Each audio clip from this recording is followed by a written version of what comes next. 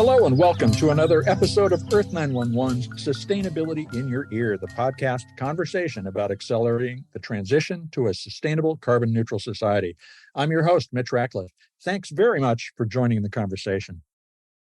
Textiles recycling has long been a challenge for North Americans, and under the best of circumstances, vast amounts of clothing and other textiles are stored in warehouses to wait for downcycling to make fiber for insulation or furniture filler or other uses. But with the rise of the $123 billion a year fast fashion industry, which is growing at about 15.6% a year as of 2023, many millions of tons of clothing are being shipped overseas, where it mostly ends up in landfills. You've probably seen recent satellite images of a literal mountain of 60,000 tons of clothing piling up in Chile's Atacama Desert. It's an appalling example of our take, make, waste approach to clothing ourselves. Now, several companies are breaking the logjam with new approaches to collecting and recycling textiles. Our guests today are Chloe Songer and Stuart Allen, co-founders of SuperCircle, a textile recycler that provides services to leading clothing brands like Ten Tree, Reformation, and a circular sneaker brand, Thousand Fell, which they also started together in 2018. SuperCircle was launched just in 2022 to address a huge problem, delivering take-back and recycling logistics and processing for the retail industry, starting with the fashion brands I just mentioned. The company recycled more than 700,000 garments last year using new sorting technologies to separate different types of textiles, as well as to identify items that can be resold. Once separated, natural fibers can be handled differently than polyester and other oil-based synthetic textiles, which can be chemically or mechanically recycled. Synthetic textiles can be made into new fiber and clothing, while other natural fibers can be shredded for use as insulation or filler, for example, in furniture or sporting equipment. Technology plays an important role in SuperCircle's business, connecting return shipments, consolidation, sorting, and grading of materials within the recycling process to provide an end-to-end view of the reverse logistics systems to those fashion brands. Chloe and Stuart are at the cutting edge of the circular economy, and that's one of my favorite topics. So let's get into this important conversation. You can learn more at supercircle.world. SuperCircle is all one word, no space, no dash, supercircle.world. Welcome to the show, Chloe and Stuart. It's a pleasure to have you here. How are you doing today? Great. Nice to meet you. It's good to be here. Well, thanks for joining us. Not that many people start a series of companies together. You've done Thousand Fell and now SuperCircle. How did you become business partners? And was the focus from the very beginning to work on this circular economy? Yeah. So we met about 10 years ago in China. We were both living and working abroad early in our career, and kind of a unique place, especially in your early 20s, to be living and working, both working in and out of fashion companies and fashion brands, and had a really similar experience working within the supply chain. And we actually started, just working on a number of different projects. And, in your 20s, you're trying to make money, and, we're consulting and advising and volunteering on photo shoots and anything you could possibly do together. And over time, continued to work together, and eventually started working on Thousand Fell about 5 years ago together.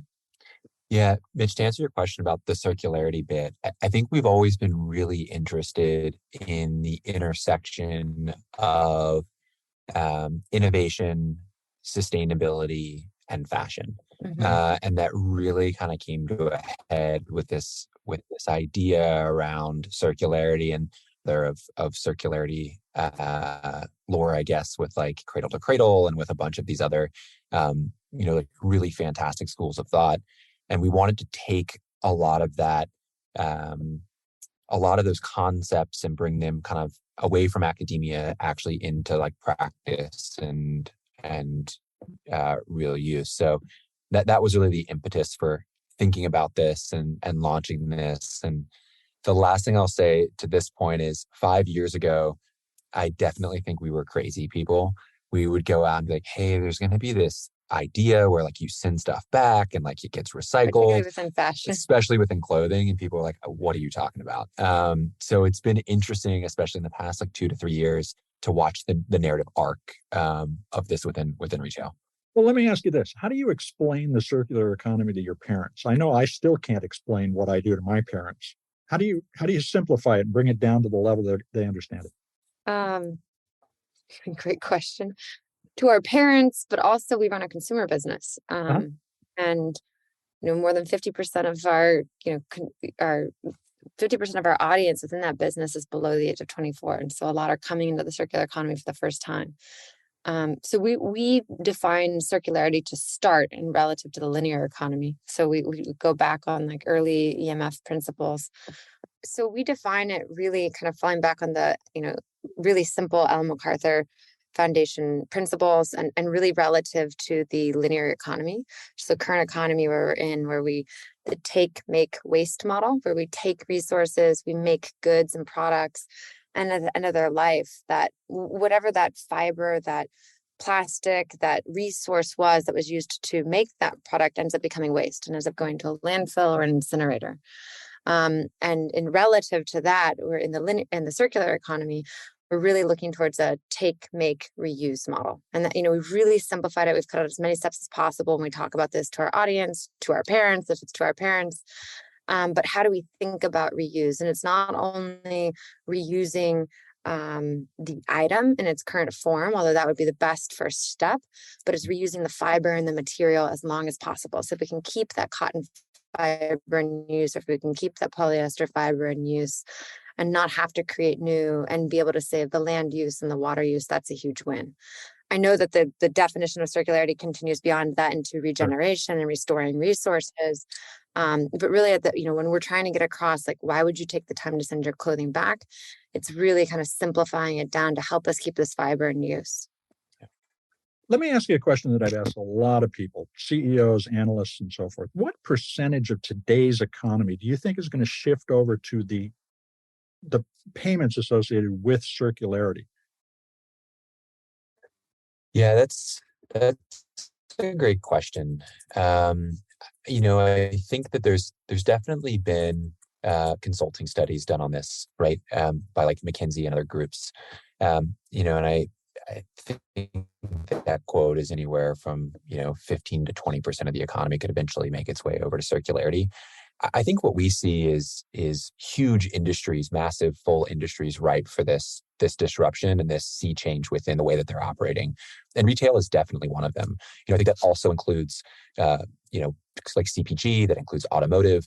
And when we think about like fashion and retail, we also think beyond just like cut and sew for clothing, right? So, and maybe we'll get into this later in the conversation, but like core focus for SuperCircle now is, how do we take the clothing out of your closet and or damaged inventory and damaged returns and rethink where that's going and having a circular solution for that.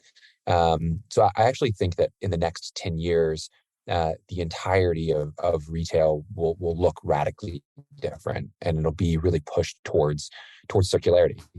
Those fibers are valuable. I think when you look beyond fashion retail, there's some low-hanging fruit there across home and bedding, across CPG, across hospitality, anything that we're really using. It's interesting. It's almost like we're with, to forgive the pun of coming full circle, but it's almost like we're coming full circle where several decades ago there was this idea of the milkman model, where you would buy milk from the milkman and return the bottles and then you get it refilled. We've kind of got hooked on this drug of like, disposable plastics and disposable materials. And there's a little bit of ease that comes with that, but then there's like a high environmental cost. So I really see us kind of unwinding a lot of that disposability and going back more towards durability and regeneration and reuse. Yeah. I don't want to put a percent out there, but what I will say is, I think it was the recent, and I was just looking for the exact name of the report, the Circularity Gap report, that, in the future, the circular economy, has the ability to, I think the way they frame it in the report is that we'd only have to use 70% of the materials that we use today because of new materials in production.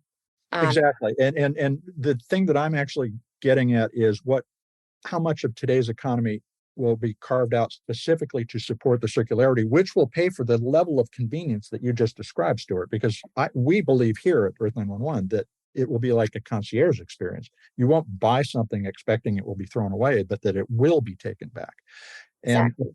just to share what we've heard from people in general, it's about 1 to 2%. So we would say 1.5%. So that's almost $1 trillion in annual revenue to support the experience that we're talking about developing. Got it. And so tell me how your process works. Yeah, I can jump into that. It's very much in line with kind of what you've talked about, right? And mentioned with this concierge experience. I think that's the right way to look at it. Really, the way that we set up SuperCircle is we launch brand programs essentially to start. So these are programs that are sponsored by brands like Reformation, like Uniqlo, where the brand is standing up and putting a stake in the ground and rallying around that and saying, we're going to take responsibility for the clothing that we manufacture. We're going to make it free of charge for the customer to send it back, to then be processed into new fiber. And at the very least, depending on sort of the composition of the garment, to be able to at least be diverted from landfill. And what's nice about our system too, especially from the consumer facing side, is that we really align the consumer with an incentive mechanism. So being able to issue credit. And, we've talked to a lot of different people across markets, across Europe, across Asia, across Japan.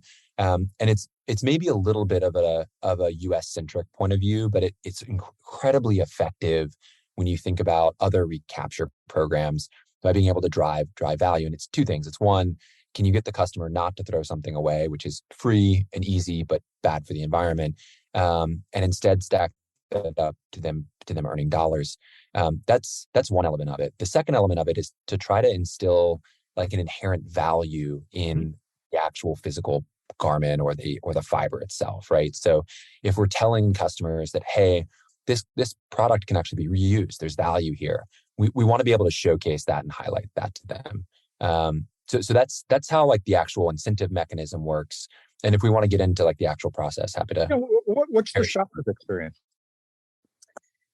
So for a customer, for a shopper, it depends based on the brand. And something we're actually really building out with a SuperCircle is a lot of learnings on what we call like circular life cycle marketing or circular retail. So a lot of what you described in terms of, Mitch, the concierge experience, like brands are learning how to roll that out. Like what touch points need to be in place about the life cycle of a garment's ownership to remind that customer that this item should be sent back and that Uniqlo wants it back and that Reformation wants the wool sweater back. And so right now what we're doing is we're working with brands to capture a lot of legacy product that didn't have that messaging. So we're really focused on letting brands know that the program or letting customers know the program exists, incentivizing with a credit amount. The customer can go to the website or they can go on into a store, they scan a QR code, they sign up, they let us know what they're dropping off. They either print out a shipping label or they say they're going to drop off in store, create a store drop off. They walk in, they drop it in a bin or hand it to a store employee, and they immediately get credit to their digital wallet that they can then use back at the brand online or in store. So it's not a cash transaction. It really is more like a loyalty point that debits into a coupon code. But it's a way, to thank the customer for taking the time to take Reformation back to Reformation and Uniqlo back to Uniqlo, and give them, $5 or $10 towards a future purchase.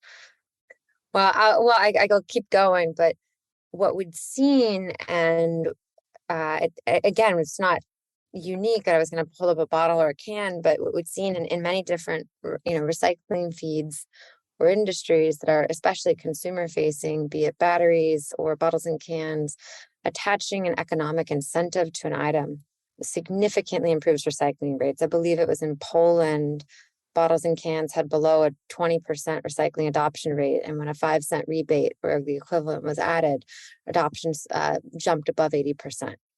80% recapture rate. And again, the way we describe it to brands and we don't discount, we don't want to offer discounts, that'll hurt our margin. It's if you don't assign a value to a product at end of life to a consumer, it's then waste. If you're not willing to say that there's even $1 left in this cotton t-shirt, why wouldn't I just throw it in the trash? And so we have to. we have to let people know that there's value in this cotton, there's value in this wool, there's value in this polyester, and we're willing to let you share in that value when you bring it back, even if it's not in true cash, even if it's in the form of a discount.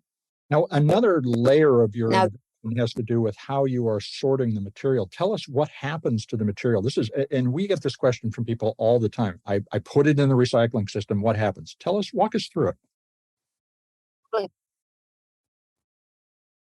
Yeah, so I'll first frame this up in saying that textile recapture has been pretty inefficient at the municipal level for a couple of reasons. One is that textiles can't really be commingled with other solid waste or other recyclables. You have issues like water damage and mold and dirt, and these things just like don't play nicely in the textile recycling infrastructure today. And so it's critically important that these things are separated out from one another. The other element there too, and this is something that kind of beleaguers plastics a little bit as well, is it's really hard to identify and then sort, cotton being different from poly, being different from wool. And so how do you go about identifying that? So effectively what SuperCircle has built, and like the underlying technology for us, is a digital layer, tech layer, that allows us to create essentially digital twins or unique digital products that we can pull in from order management systems, pull in from product lifecycle management tools, from digital BOMs, so we can get accurate product data and material composition on the garments that are hitting our facilities. So by the time an operator has it at their station, opens it up, especially on the post-consumer side, and they're ready to sort it, they know exactly what it is, and know exactly where it's going. And so they can drop cotton into cotton feeds and poly into poly feeds. And we can actually even get more nuanced than that with partners that only process 100% poly or 85% poly or 100% cotton or 75% cotton. And then what we end up doing from there is the sort is a really great step, but recyclers can't handle full garments, right? They're recycling the fiber. And while garments are a lot of fiber, they are also a lot of hardware and buttons and trims and tags and zippers and all of those things that turn it into a finished product. And what we end up doing is running kind of a process there. So we aggregate by material feed. We do this cross-brand. This is something that we talk, a little education on our end on the brand side. We kind of liken it in this way to like clean energy, where you might have solar panels on your roof, but you're not just using solar energy, you're buying and selling from the grid, and you're kind of net renewable. We think about the same way in aggregation cross-brand. So we're putting Reformation's cotton on top of Uniqlo's cotton and really creating a clean cotton feed so we can hit these economies of scale. And then we run that process all at once. We do the trim, we do the shred, and we process these garments into a fiber spec by recycler. And so we have several different cotton feeds that all are processed differently. So some might be shredded, some might be cut to a certain flag size. Some material feeds require like the deconstruction of the garment, some don't. And then we're able to compress bale all of these into essentially like large 1,000-pound bales to deliver to recyclers in a way that they can ingest into their system. It's interesting because you're using both the incentive offered to the consumer to help them sort it better, and then you're using the retail partner to sort it better. So you've essentially distributed the sorting problem and focused on the quality of the load. That's right. And there's some great technology that's also coming down the pipeline that'll allow us to ID garments that are unknown garments, right? So the ability for us to use things like NIR technology, and there's some really fantastic teams that are building the hardware and software around that. It's an older like actual technology, but it's now being integrated and used into textiles, near field infrared spectroscopy. So being able to use refracted light to actually ID what the material composition of a garment is. And so we can incorporate technologies like that, technologies like digital passports that are coming online that stick with the garment, kind of the full cycle of the garment, to be able to better ID. So, again, we're really that technology layer and that operations layer to really make all of this possible. Now, you're also identifying resaleable materials. Do you have a sense of how much of what you get ends up being resold rather than through e-commerce rather than recycled? It's really dependent. I know Chloe has some thoughts on this too. It's really dependent on each of our brand partners. Yeah. Some are really fantastic in the resale market. and are really highly coveted within sort of the secondhand space. Others, just by nature of price point or nature of product category, maybe less so. So it really does run the gamut. I don't know, Chloe, if you have exact quotes on percentages. One of the ways, and again, we're learning a lot about this reuse, renew economy within fashion over the last few years, but for a higher value, more luxury product or product category or brand, or product categories like bags and jackets, they do a lot better in the resale marketplace.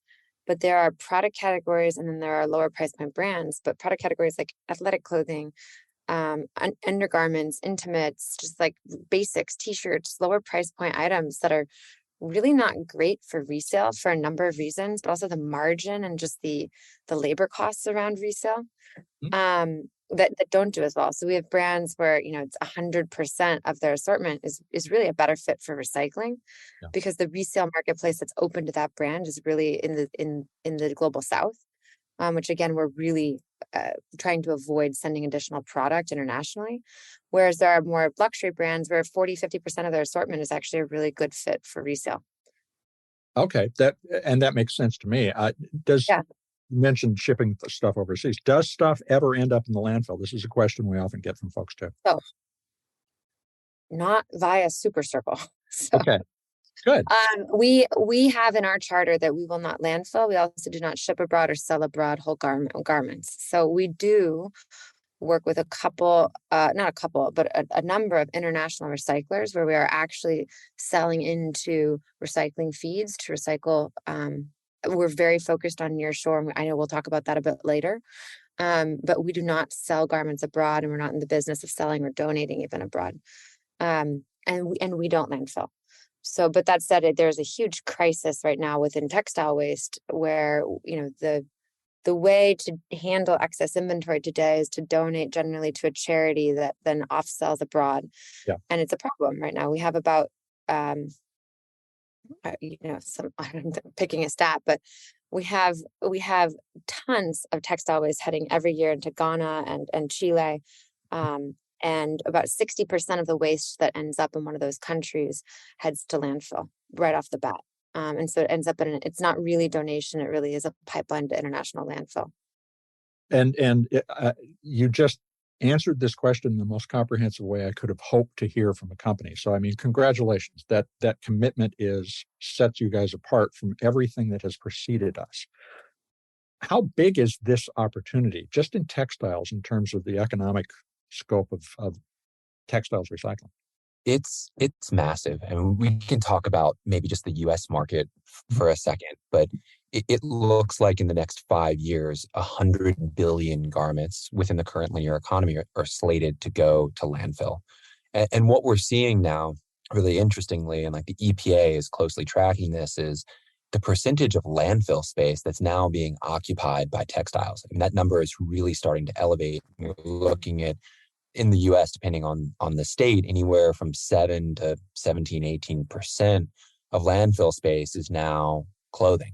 And that's or textile waste or textile waste. That's right. Industrial textile waste. And that's radically different than it was, 15, even, 10 years ago. Mm-hmm. The other thing that we're seeing here too is that the per capita velocity of textile waste is rapidly growing, right? So it's outpacing plastics waste now per capita. And so you're seeing sort of this in the same way that I've been in the throes of this plastic crisis. We're now entering into an equally aggressive and equally problematic kind of textile crisis. So within even just retail alone, it's a huge market. And that's just the US. We haven't even talked about Europe, India, Latin America, Asia. I mean, there's Africa. There's a ton of opportunity here to really rethink some of these systems. And the thing that's really interesting to me too is that there's this interesting juxtaposition between how we've stationed and globalized kind of the supply chain for manufacturing, and how we're also going to have to think about regionalizing the supply chain for recapture and recycling. And so I'm really optimistic about kind of the future of textile recycling, especially in primary sales markets in the US, in Western Europe, and in Asia. So do you imagine having collection facilities in the New York, Northeast, Central Atlantic, and so forth? You're thinking region from the very beginning. I do. The way that we've built our 3PL infrastructure, we build a collection facilities and we leverage 3PL infrastructure, so third-party logistics partners. No one really does exactly what we're asking them to do before we get in there and layer in our technology and layer in our workflows. But there are really fantastic teams that have kind of the four walls, the labor force, an understanding of like parcel and that we work with. And I really imagine regionalizing being huge. I also am from the Carolinas. I tell this story every now and again, which used to be kind of the cradle for textile manufacturing in the US. And what's really exciting for me to see is that a lot of these facilities and a lot of these towns that were built around textile manufacturing are now in this like kind of very poetic way being revitalized by textile recycling. And there's infrastructure there to support that. And so I definitely think that maybe the textile recycling itself might be maybe specific to a region or two, but I do think that the collection and the processing will become regional, and we'll see that really quickly, both within the SuperCircle business and outside of it. And I think that's where that 1.5% or so will start to stay local or regional too. The revenue there doesn't have to go back to the other side of the planet, and that's going to be a radical change that does enable a bottom-up solution to this problem to grow. Mm-hmm. Now, go ahead. So go for it. Can you briefly describe the environmental benefits of recycling versus landfilling? Do you have a sense of how much this reduces our carbon emissions associated with our clothing or otherwise? Yeah, so we look at it kind of in two ways. The first thing that we look at is, and SuperCircle tracks this for our brand partners, we look at diversion rates from landfill to start. So we look at, we've collected back X number of thousands of pounds of cotton, of polyester, of wool. What are the carbon, water, and energy metrics associated with just diverting that from landfill? And we report that information back to our brands. And what we're kind of evolving that into is also starting to work directly with our recycling partners on tracking the carbon, water, and energy of each of their individual recycling processes. And maybe we'll talk a little bit about mechanical recycling versus chemical recycling, but some are more energy intensive, some are more water intensive, some, carbon kind of nets out differently for these different processes. But we'll be piping that same data back into dashboards for brands to observe and see. So that's one element of it. And then the second element of it, which I think is also really interesting, which I think we can continue to build data around, is not only now does recycling have this impact in comparison to landfill, it also has this impact in comparison to generating new material and new fiber. So you have to think about like land use and water use for like growing cotton or for extracting petroleum or for, rearing sheep for wool. So we're able to really kind of take the wind out of the sails of kind of two main pockets of carbon intensity within, and energy intensity and water intensity within the supply chain, both on the recapture side and then on the reprocessing side for fibers and textiles. Yeah. What I was going to say, it's different per fiber, but just to give a couple of stats. And we're working right now, it's been a little oblique because we are working right now to get a lot of the LCA data from some of our different recycling partners back into our dashboard. But for polyester, for example, like chemical recycling, new reports and different studies, but on an LCA life cycle analysis, just looking at the impact of chemical recycling versus waste to energy, polyester can have about, recycling 1 ton of polyester can have about 50% lower carbon output than incineration of that polyester. And then when you take a look then at full life cycle analysis, not just the end of life solution, and what Stuart was talking about, adding in the additional, or adding in the carbon cost of actually extracting new polyester or new petroleum in order to create new polyester, it looks like it can further decrease by about 1/2. So I think it's like 2.4 tons of carbon versus one ton of carbon. But this is some of the data that we're currently trying to pipe back in and working with some of our partners on how do we show proof of concept, not even proof of concept, but how do we have actual LCA data flowing through our system? If we are using chemical recycling, how can we show to brands and back to partners that this is better than virgin, better than incineration, and help them actually use this back into their brand LCA. This is a really important and inspiring conversation. I need to take a quick commercial break. We're going to be right back.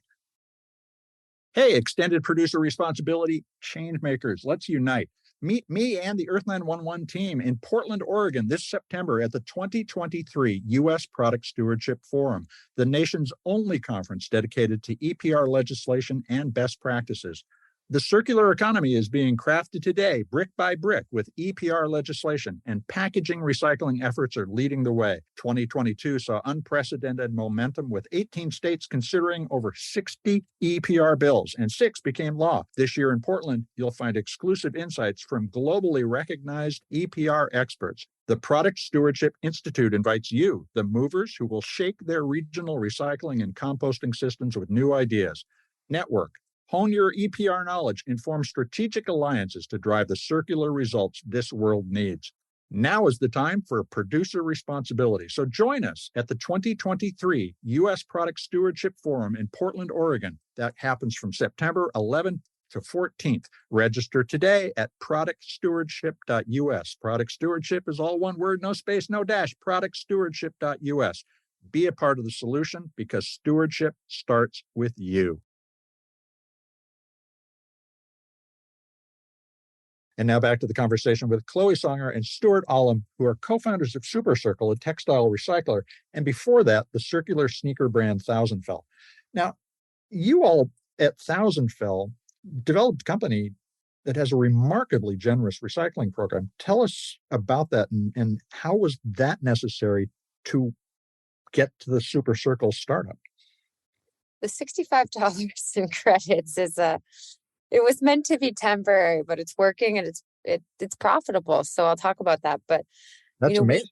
We started the first, so we left it as high as we could. So we started the first couple years only offering $20 back on what was at that time $120 shoe. And so if you recycled your $120 shoe, you got $20 back towards your next pair of shoes.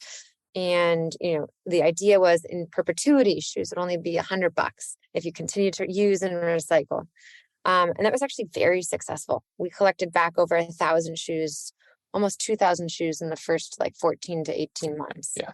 Now we had a really loyal, customer base. We had a really amazing audience, the Friend of the Future community that was incredibly interested in sustainable fashion. And we really sold the shoe as the first recyclable sneaker. And so this was an audience that was, higher intent to buy and send back. But it was a really incredible first year for us to then take back, collect, and start the recycling process and learn a lot about what managing a trade-in program would look like. The pros, cons, the downfalls, the pitfalls. Now today we take back multi-brand items. We just launched that about 6 months ago. It's a part of the SuperCircle offering. Now we have the ability to recycle cut and sew, poly, cotton, nylon, you name it. And so blends and some of our open loop downcycling programs. And so we've decided to offer more. And what it's enabled us to do, if you think about this, put your marketing hat on as a brand, is now you don't have to be a Thousandfell customer to participate. You can never have purchased Thousandfell before, and you can participate in our recycling program. And so we can have, customers who are just looking to do a closet clean out, recycle, and then all of a sudden, from a branding point of view, they've earned $40-50 back to Thousandfell. And so they're very likely to make that first purchase. And so what we decided to do was match our recycling offering to our marketing CAC.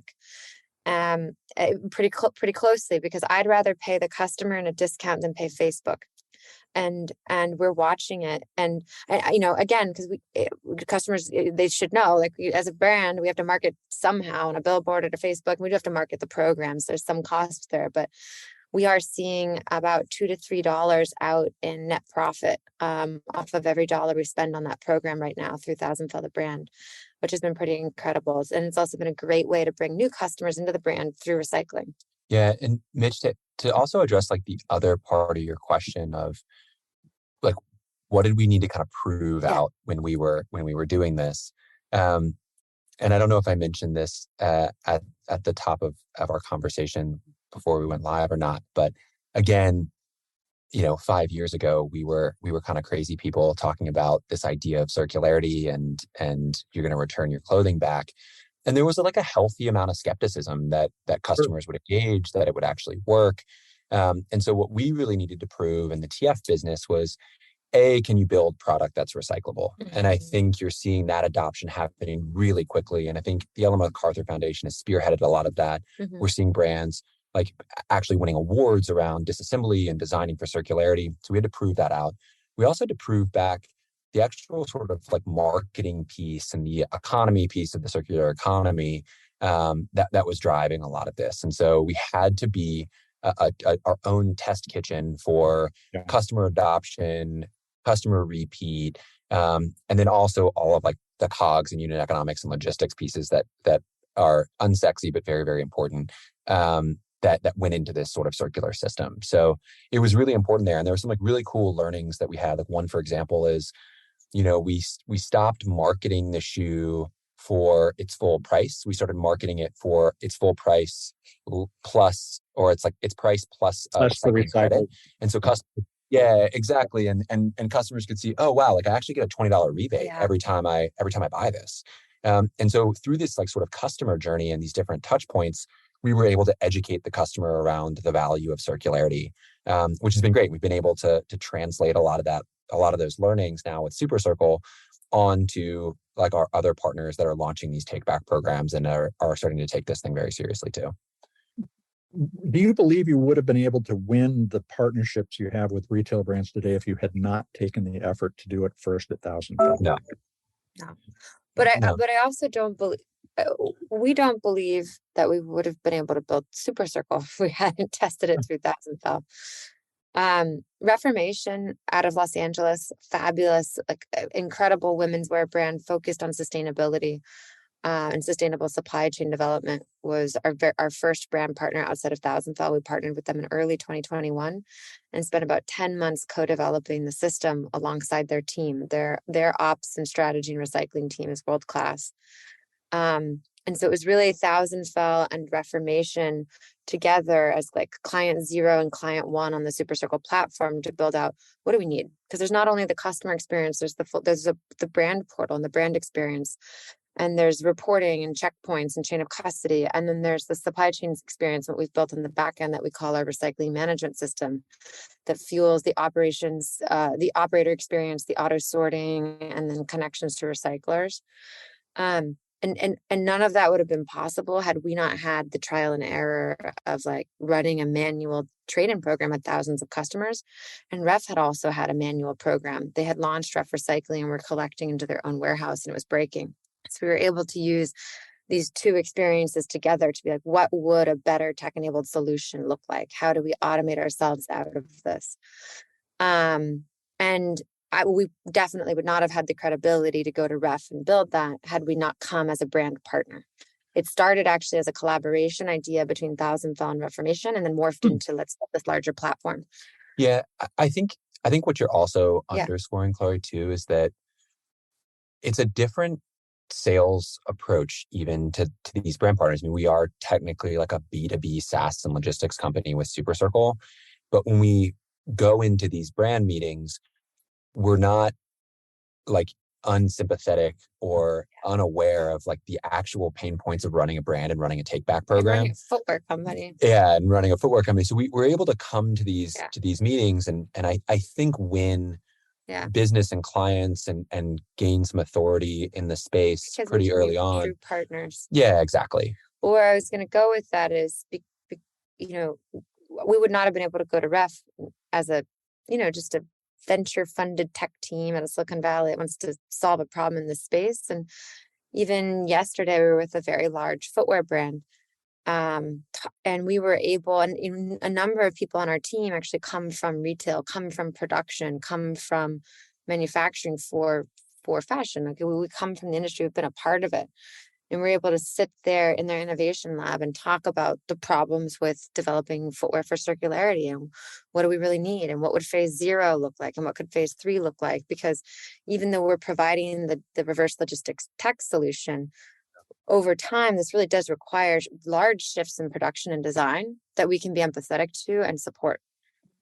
Well, you're talking about authenticity, but in the B2B context. And Right. the fact that you've done it proves it. Now, how do you plan? We've talked a little about this already, but how do you plan to expand? Are you going to follow your retail partners opportunistically for the time being and then go to another market, or do you stay focused on fashion for the long term?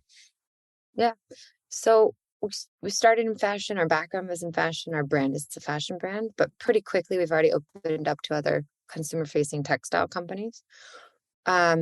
And so we have launched an amazing home goods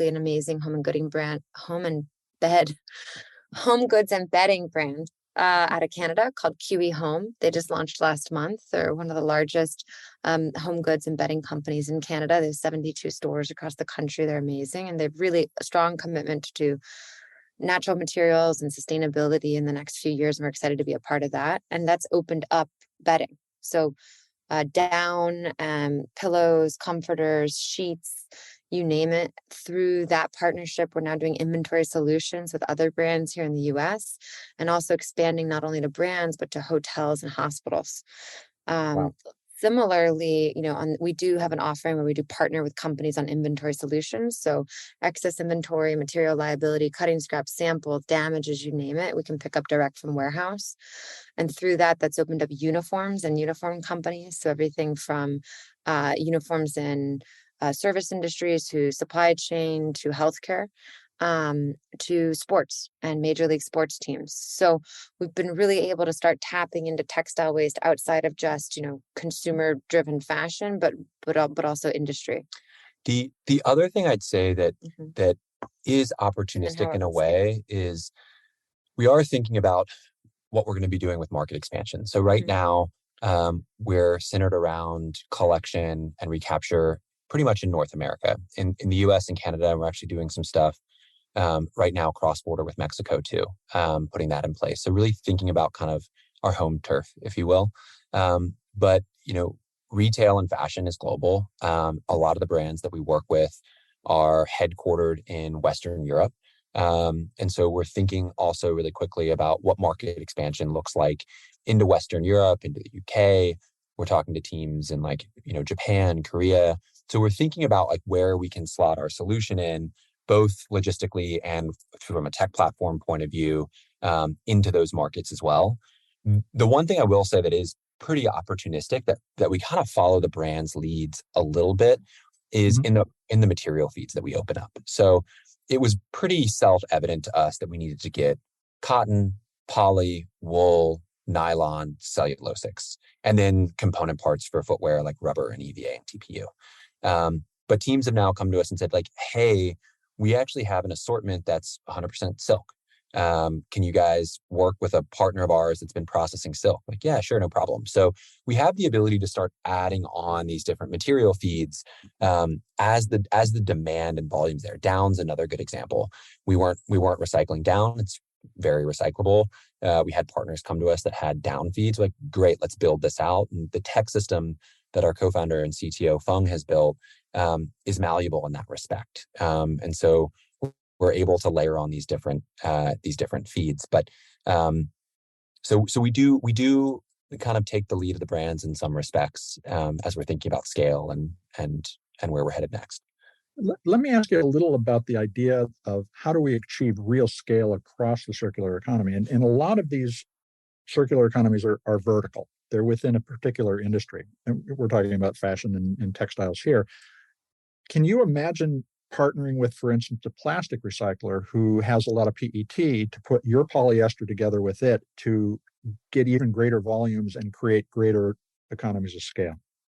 I would say yes on the recycling side. So our ability to recycle polyester is the same process in a way that we can use to recycle plastic water bottles, right? It's a grind program. It then goes into hot and cold baths, into extrusion, and back into yarns, or back into bottles, for that matter. You get kind of your rPET chips. The one thing that I think is going to be tough with the commingling is that the processing is very different. So the way that you process bottles is different than the way that you process textiles. So I'm not convinced that the same facilities will be able to process both. But in terms of like aggregating at scale, I'm like very confident that there's an ability to kind of layer into other industries. For remanufacturing? Yeah. Yeah. We've had conversations with, well, it's still textile, but we've had conversations with teams in the auto industry. I think there are other places and spaces that we can look for aggregation of textile fibers.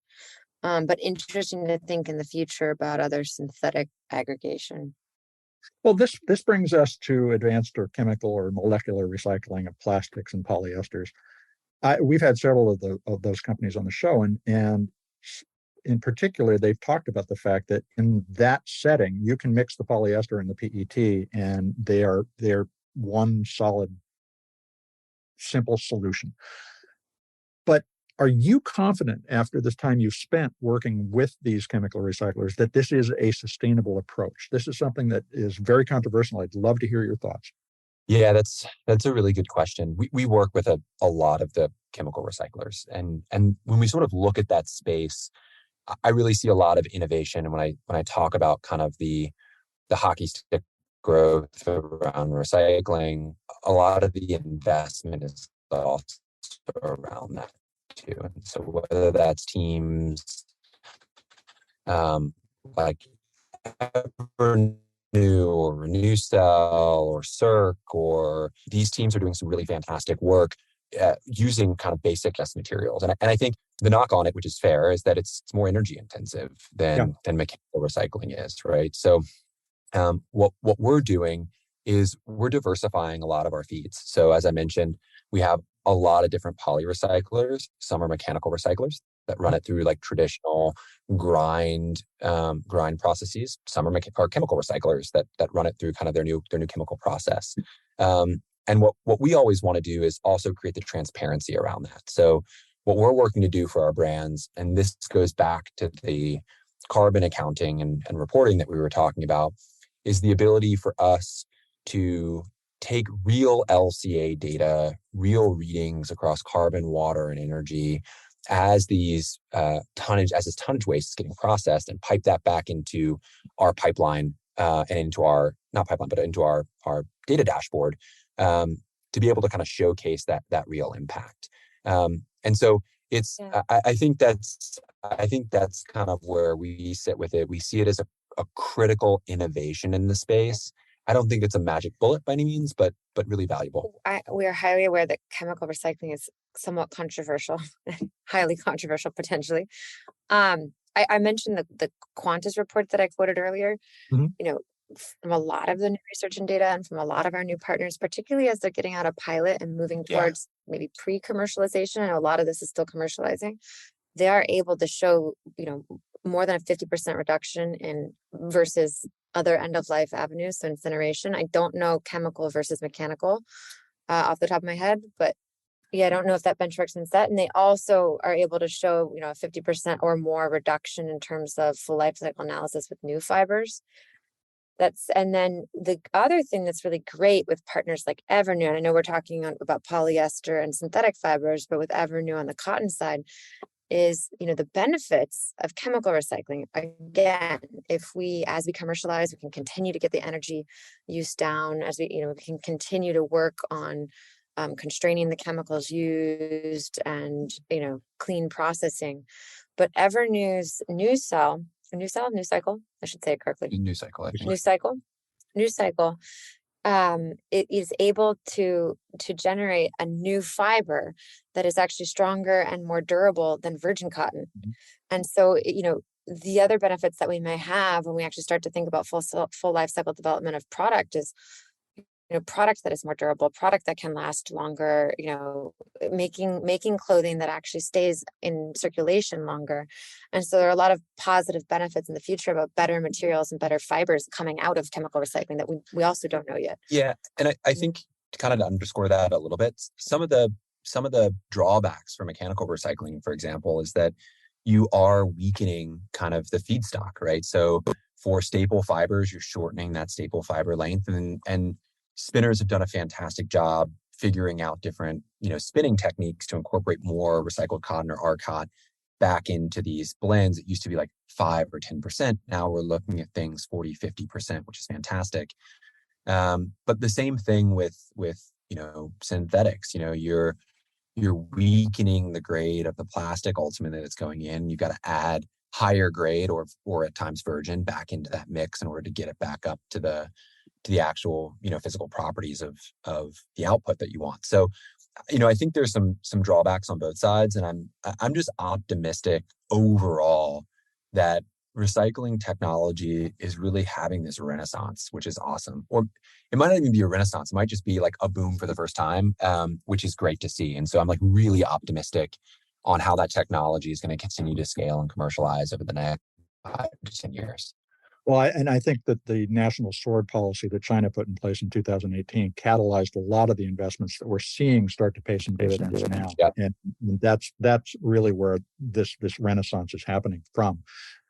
Let me ask you, we tend to think about the circular economy as all about less, but it sounds like it'll be less new material, more recycled material, and potentially the same volume of choice that we have, but with better output, better clothing that lasts longer.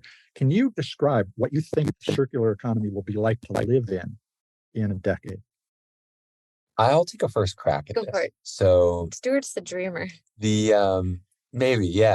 The question we oftentimes get asked the most in panels or open forum discussions are you facilitating recycling technology, recycling of clothing?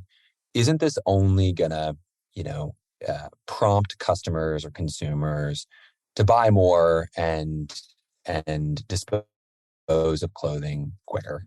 And I think that that's a fair concern and a fair criticism.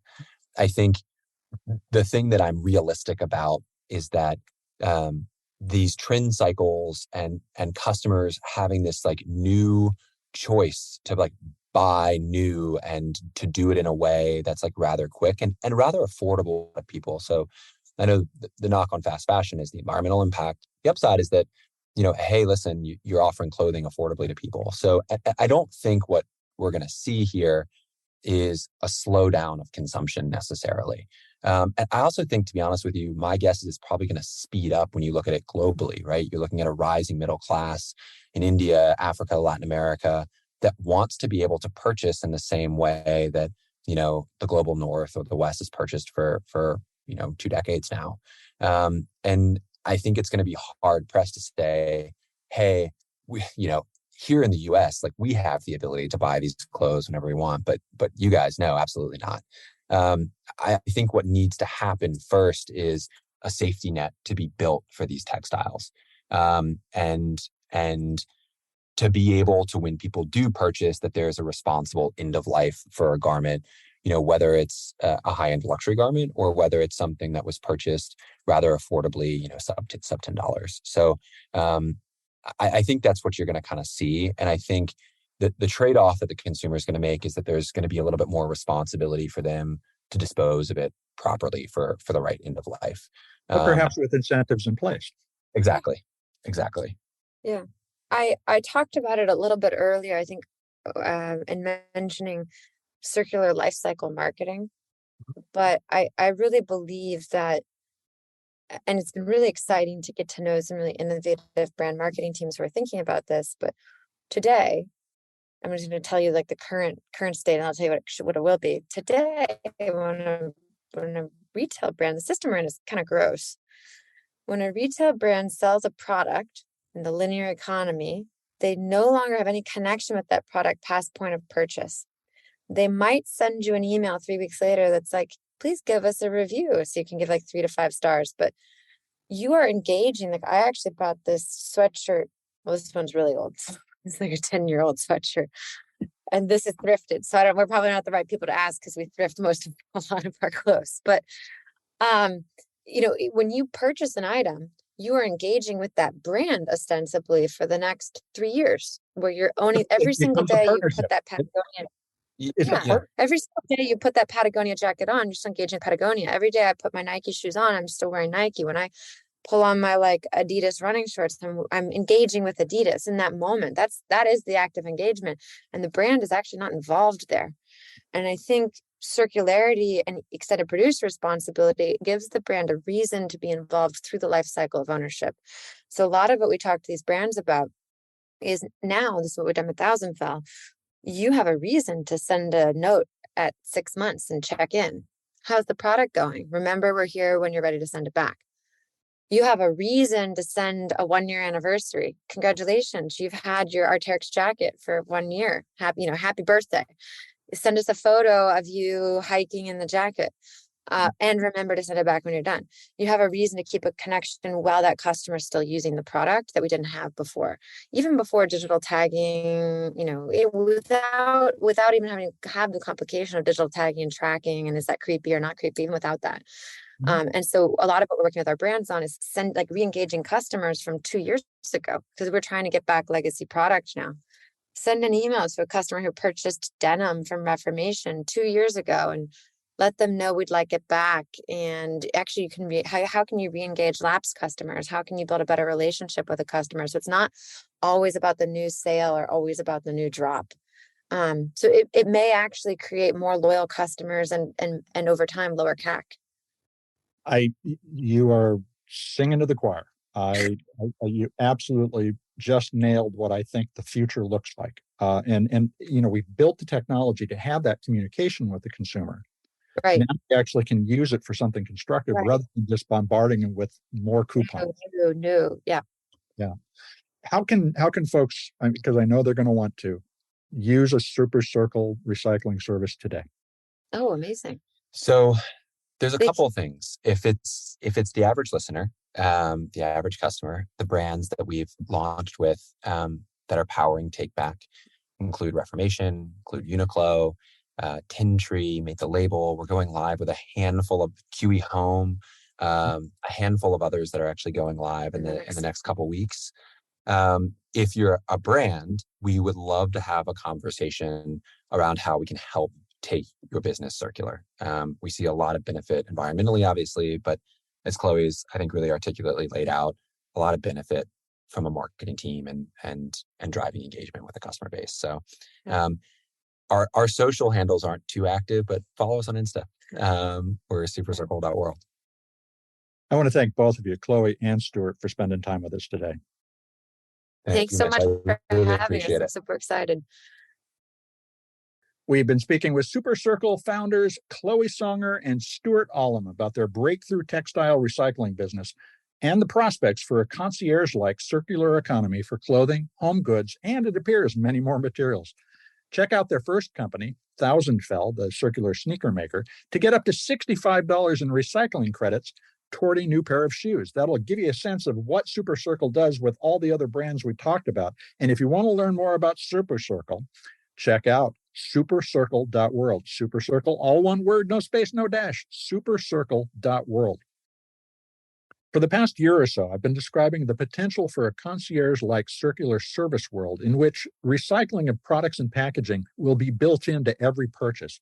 And as Chloe mentioned, simply capturing everything in this way would reduce humanity's annual need to extract raw materials like minerals, petroleum, and fibers from cotton, bamboo, wool, or wood could be reduced by 30% annually.